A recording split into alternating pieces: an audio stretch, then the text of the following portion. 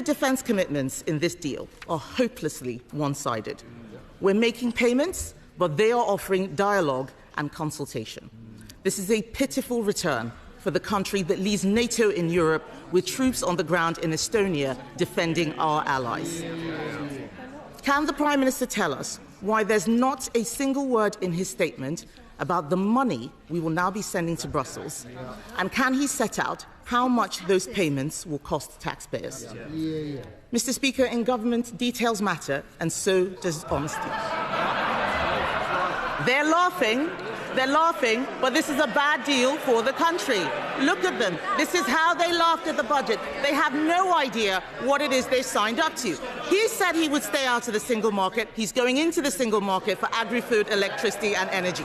He said he'd stay out of the customs union, but he is accepting EU tariff rules. How does he plan to stop the EU changing them to our disadvantage? He has no idea, neither do any of them.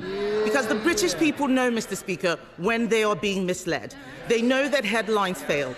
He didn't listen to the CBI on the jobs tax. He didn't listen to the FSB on the family farms tax. This deal has already unravelled. The damage is becoming clear. The political consequences will be huge. And here he is, trumpeting his success. And when he stands up in a moment, he'll deflect, he'll dismiss, he'll distract. But we all know the truth. This was a fiction of a speech, a fraud of a deal, a failure of a Prime Minister. When Labour negotiates, Britain loses.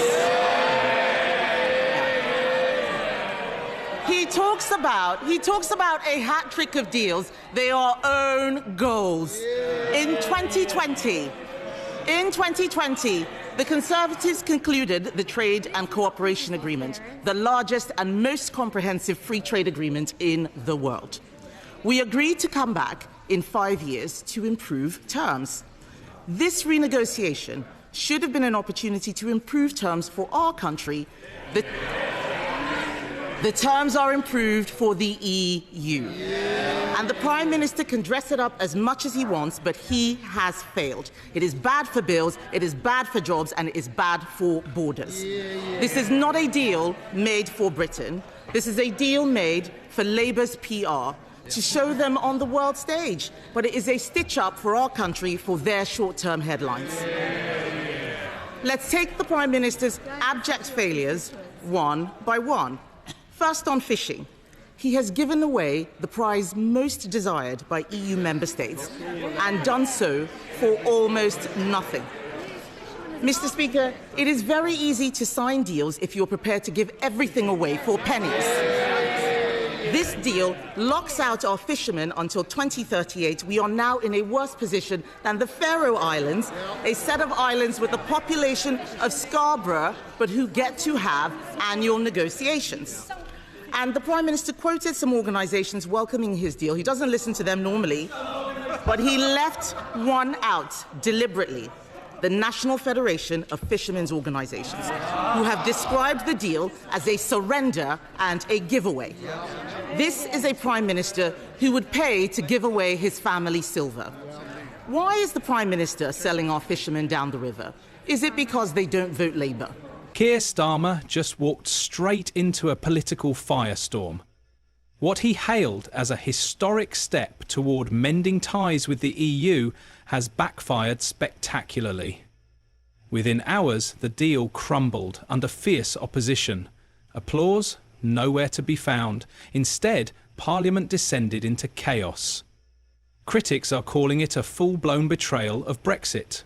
Reckless, out of touch and dangerously naive. The backlash is snowballing, and it's not just bruising his reputation, it's threatening to tear the foundation out from under his leadership. That promise has lasted about as long as his commitment to protect pensioners' winter fuel allowance.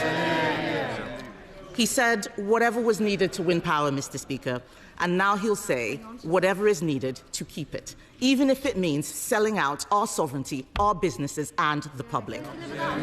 The truth is... But the fury isn't just coming from political opponents. Starmer's own ranks are in open rebellion. What started as murmurs of doubt has exploded into full-blown mutiny.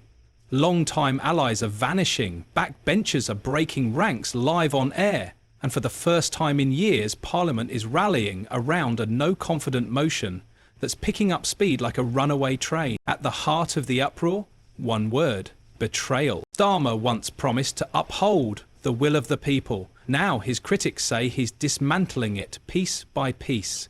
They're accusing him of sneaking Brexit into reverse, of loosening Britain's grip on its sovereignty and quietly cracking open the EU door voters slammed shut nearly a decade ago. This isn't just political disagreement, it's an all-out war. And with this single move, Starmer may have just turned his back on the very legacy he swore to defend. The fact is that we are on the brink of witnessing yet another disastrous Labour deal, because we know that when Labour negotiates, Britain loses.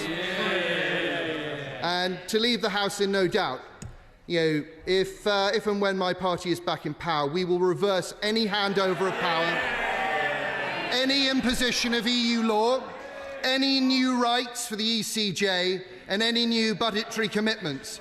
Madam Deputy Speaker, it's my party that took the country out of the EU, and it's my party that will keep it out. The fury hit a boiling point the moment the fine print came to light.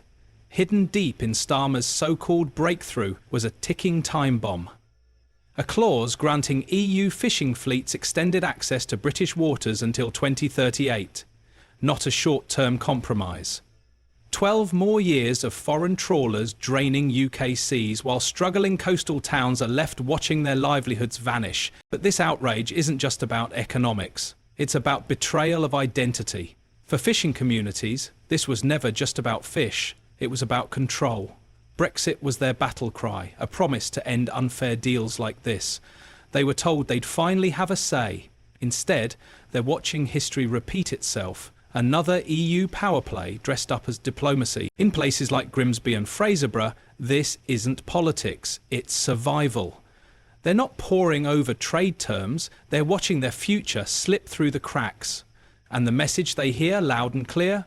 Brussels wins again, and Britain's coastal heartlands are left behind to pick up the pieces. The critics, this isn't diplomacy, it's defeat. Far from a clever strategy, the deal is being slammed as a long-term capitulation. Analysts warn it guts Britain's leverage in future talks, binding the country into a decade of lopsided negotiations. But it's the optics that sting just as much. Handing EU trawlers extended access to British waters barely years after Brexit sends a brutal message. Starmer isn't standing up for British sovereignty, he's bending toward Brussels. And before the storm over fishing could even settle, another fire broke out. Starmer quietly approved a youth mobility scheme, opening the doors to EU citizens aged 18 to 30 to live and work in the UK for up to 3 years. Officially, it's wrapped in the language of cultural exchange. But the reality?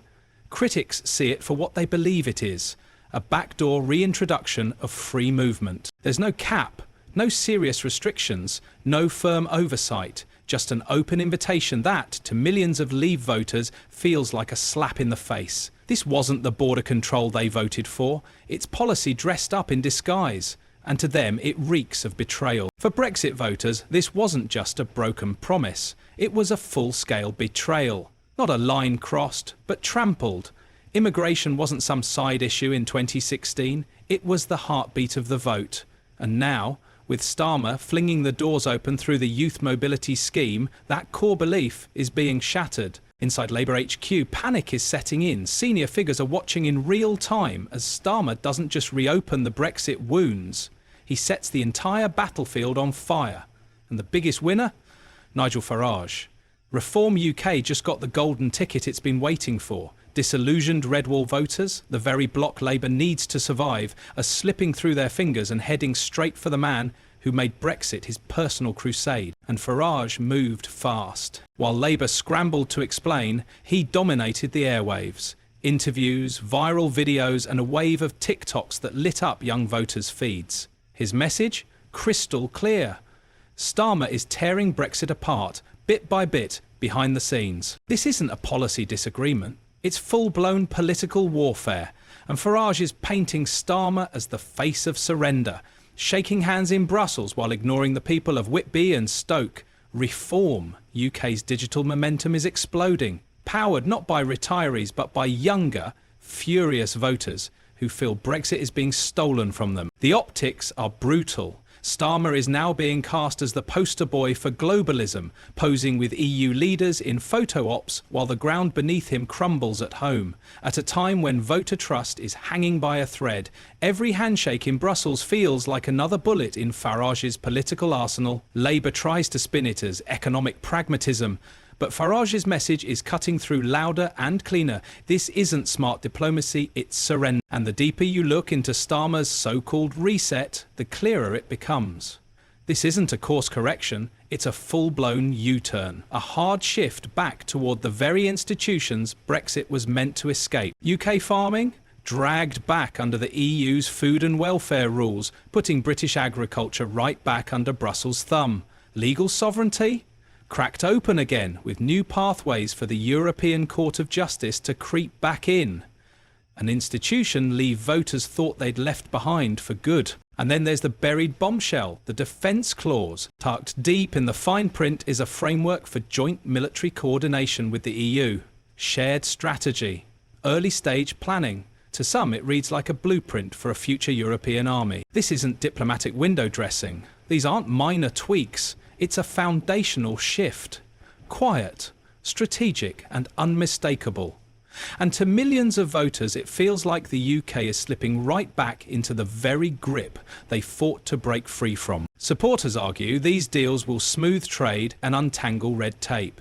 But critics see something far more dangerous, a silent slide back into the very web of entanglements Brexit was meant to cut through.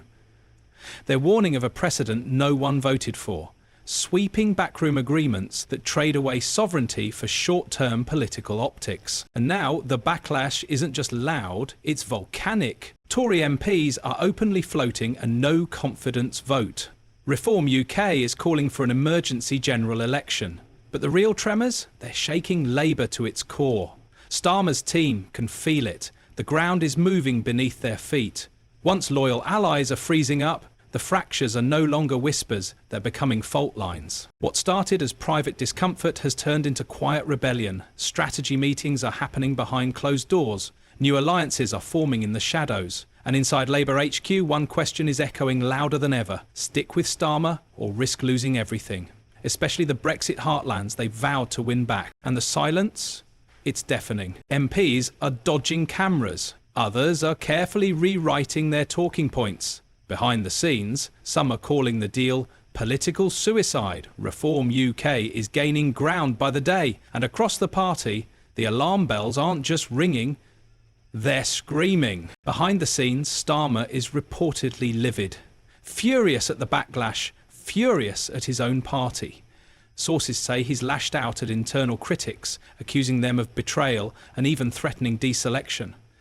But the anger won't change the outcome. The damage is done.